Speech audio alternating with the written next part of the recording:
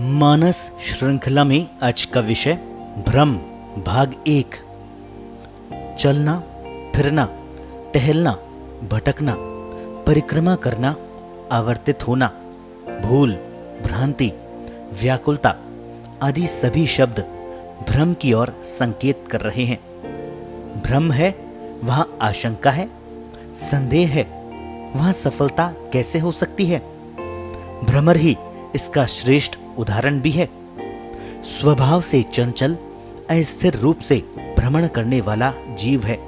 स्वाद लोलुपता के भ्रम में फूल में बंद भी हो जाता है। व्यवहार में दिशाहीन भटकाव को भ्रमित कहा जाता है। इसका कारण है अज्ञानता, अल्प ज्ञान अथवा विषय या दृष्टि पर पड़े हुए आवरण। नेत्र ज्योति कम हो तो धुंधला दिखाई देता है। रोशनी पर किसी रंग का आवरण चढ़ा हो तो उसी रंग की दिखाई देती है। ज्ञान पर अवधारणाओं का, परंपराओं और रूढ़ियों का आवरण हो, राग, द्वेष, अहंकार के आवरण हो तो यथार्थ छिपा रह जाता है। जो कुछ दिखाई पड़ता है उसी को व्यक्ति यथार्थ मान बैठता है। यही भ्रम है। भ्रम पैदा कैसे होता है? जब हमारे भीतर ईश्वर बैठा है तो भ्रम कैसे उसको प्रभावित कर देता है? भ्रम का निवारण कैसे किया जा सकता है? जब एक ही व्यक्ति अथवा घटना को कई लोग देखते हैं तब हर एक को उसके भिन्न भिन्न अर्थ क्यों नजर आते हैं? भ्रम का संबंध किससे है? शरीर से या बुद्धि से अथवा अन्य किसी से?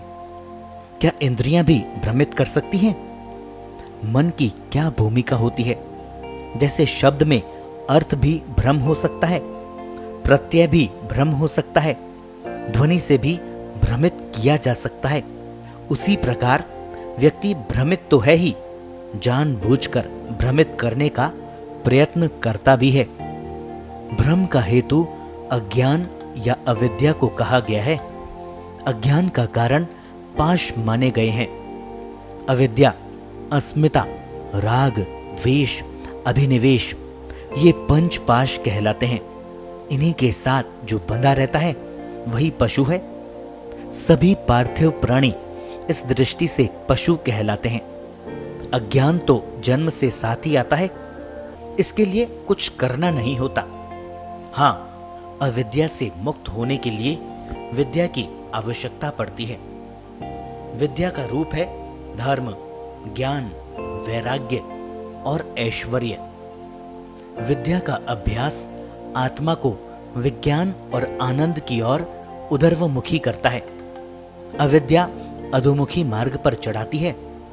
विद्या बाहर और भीतर के विषय में एक संतुलन बनाती है। व्यक्ति को यथार्थ के साथ बनाए रखने का प्रयास करती है। अविद्या व्यक्ति को बाहर आत्मा से दूर ही दूर ले जाती है। उतना ही व्यक्ति भ्रम में जीने लगता है। जो कुछ सामने है वही यथार्थ जान पड़ता है। जो नहीं होते हुए भी जान पड़े वही भ्रम है। पानी की बाल्टी में एक लकड़ी डाल दें तो वह लकड़ी हमें बीच से मुड़ी हुई या टेढ़ी नजर आती है। क्यों? पानी और वायु दो भिन्न भिन्न माध्यम हैं। दोनों की तरलता और विरलता में अंतर है। इसी प्रकार हमारे भीतर छिपा हुआ ईश्वर भी कारण शरीर और सूक्ष्म शरीर से गुजरता हुआ स्थूल शरीर के माध्यम से दिखाई देता है। इन सभी माध्यमों पर सत, रज, तम के पर्दे पड़े हुए हैं। इन्हीं पर्दों के कारण भीतर के ईश्वर का स्वरूप भी सबका अलग अलग दिखाई देता है। सबकी आत्मा पर पूर्व जन्मों के कर्मों के पर्दे भी हैं, वर्तमान कर्मों के पर्दे भी हैं, वातावरण के भी पर्दे हैं। तीनों स्तर का मन, बुद्धि, अहंकार भिन्न भिन्न है। त्रिगुण के कारण इनकी अभिव्यक्ति बदल जाती है। व्यक्ति जितना स्वयं से दूर जाएगा उतना ही भ्रम व्यापक होगा। आज का उच्च शिक्षा प्राप्त व्यक्ति बहुत जल्दी भ्रमित हो जाता है क्योंकि उसे भीतर जीना नहीं सिखाया जाता। बाहरी सूचनाएं और जानकारियां व्यक्ति को जल्द भ्रमित करती रहती है, जबकि भ्रम दूर करने के लिए प्रज्ञा और दृष्टि की जरूरत होती है। इनकी चर्चा कहीं सुनाई नहीं देती। इसी कारण कण कण में बसने वाला ईश्वर किसी को दिखाई नहीं पड़ता। किसी व्यक्ति का अच्छा बुरा लगना भी भ्रम है, तो छोटा बड़ा लगना भी भ्रम है। द्वैत भी भ्रम है। स्थूल का कारक सूक्ष्म होता है जो दिखाई नहीं देता। हम स्थूल को ही यथार्थ मान लेते हैं। कृष्ण कह गए हैं कि कर्ता भाव मुझे समर्पित कर दो। ये तुम्हारा भ्रम ही है कि तुम कर्ता हो। किसी होने को टाल देने की शक्ति तुम में नहीं है। इससे बड़ा भ्रम और क्या हो सकता है? मैं शरीर नहीं हूं।